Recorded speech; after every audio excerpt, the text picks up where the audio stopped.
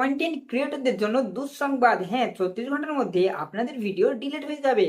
Indian government নতুন একটা আইন এনেছে। 15ই নভেম্বর 2025 থেকে এই আইনটা লাগু হবে বা কার্যকর হবে।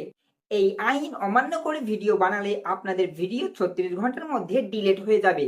তো আপনি যদি একজন কন্টেন্ট ক্রিয়েটর হয়ে থাকেন, আজকের এই ভিডিওটা আপনার জন্য খুব গুরুত্বপূর্ণ। তো ইন্ডিয়ান গভর্নমেন্ট নতুন কি আইন এনেছে আপনাদেরকে চলো দেখিয়ে দিই। তো তার আগে এই ভিডিওতে একটা লাইক করুন, চ্যানেলে নতুন আসলে চ্যানেলটাকে সাবস্ক্রাইব করুন, কারণ আপনাদের একটা লাইক আর সাবস্ক্রাইব আমাকে পরবর্তী ভিডিও বানাতে আরো মোটিভেট করে। এই আইনে বলা হয়েছে অবৈধ কন্টেন্ট নিয়ে যারা কাজ করবে তাদের ভিডিও 36 ঘন্টার মধ্যে ডিলিট করে দেওয়া হবে।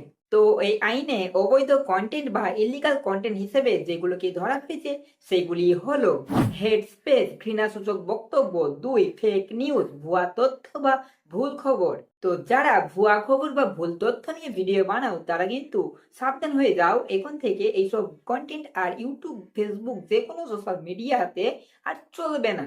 এরপর ন্যাশনাল সিকিউরিটি থ্রেট, জাতীয় নিরাপত্তার হুমকি স্বরূপ কিছু কন্টেন্ট আর অবসেন্স কন্টেন্ট মানে অশ্লীল, পর্নোগ্রাফিক বা শিশু নির্যাতন সম্পর্কিত কিছু কন্টেন্ট, ধর্ম, জাতি, সম্প্রদায়ের মধ্যে হিংসা ছড়ায় এমন কিছু পোস্ট, এগুলো হচ্ছে অবৈধ বা ইল্লিগাল কন্টেন্ট হিসেবে ধরা হয়েছে এই আইনে। এই সকল কন্টেন্ট গুলো 36 ঘন্টার মধ্যে ডিলিট করে দেওয়া হবে। তো ইন্ডিয়ান গভর্নমেন্ট সকল সোশ্যাল মিডিয়ার জন্য এই আইনটা চালু করছে 15ই নভেম্বর থেকে। তো ভিডিওটা ভালো লাগলে একটি লাইক করুন, চ্যানেলে নতুন হলে চ্যানেলটাকে সাবস্ক্রাইব করুন, আর কমেন্টে জানান এই আপডেটটা আপনাদের কেমন লেগেছে।